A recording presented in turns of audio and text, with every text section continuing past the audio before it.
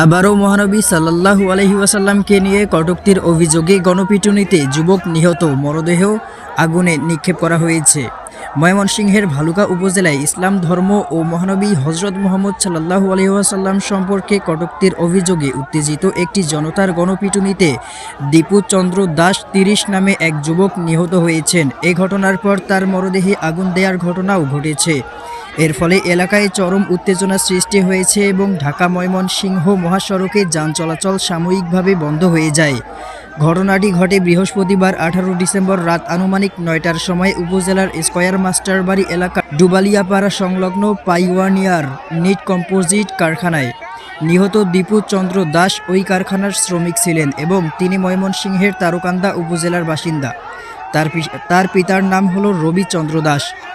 স্থানীয় সূত্র ও প্রত্যক্ষদর্শীরা জানান, বিশ্ব আরবি ভাষা দিবস উপলক্ষে কারখানার ভেতরে দীপুর বিরুদ্ধে মহানবী সাল্লাল্লাহু আলাইহি ওয়াসাল্লাম ও ইসলাম ধর্মের বিরুদ্ধে কটূক্তিমূলক মন্তব্য করার অভিযোগ উঠেছে। বিষয়টি দ্রুত বাড়ির কাছে ছড়িয়ে পড়লে স্থানীয়দের মধ্যে তীব্র কৌতূহল সৃষ্টি হয়। পরে ক্ষুব্ধ জনতা তাকে মারধর করে গুরুতর আহত করে। প্রত্যক্ষদর্শীদের মতে ঘটনাস্থলেই তিনি মারা যান। মৃত্যুর পরে পরিস্থিতি আরও ভয়াবহ হয়ে যায়। উত্তেজিত জনতা মরদেহটি স্কয়ার মাস্টারবাড়ি বাসস্ট্যান্ড এলাকায় নিয়ে গিয়ে একটি গাছে রশি দিয়ে বেঁধে ফেলে। তখন কিছু স্লোগান দিতে দিতে মরদেহে আঘাত করা হয় এবং পরে সেটিতে আগুন দেওয়া হয়। পরে বিক্ষুব্ধ জনতা নিহতের মরদেহ ঢাকা ময়মনসিংহ মহাসড়কে নিয়ে গিয়ে সেখানে আবারও আগুন দেন।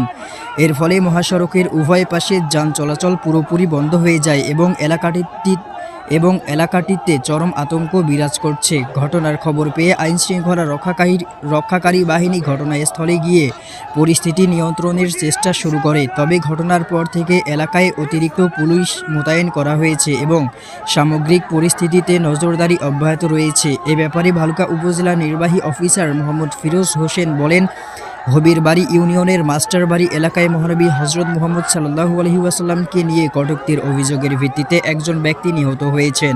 নিহত ব্যক্তির মরদেহ এখন পুলিশের হেফাজতে রয়েছে। বর্তমানে পরিস্থিতি স্বাভাবিক রয়েছে।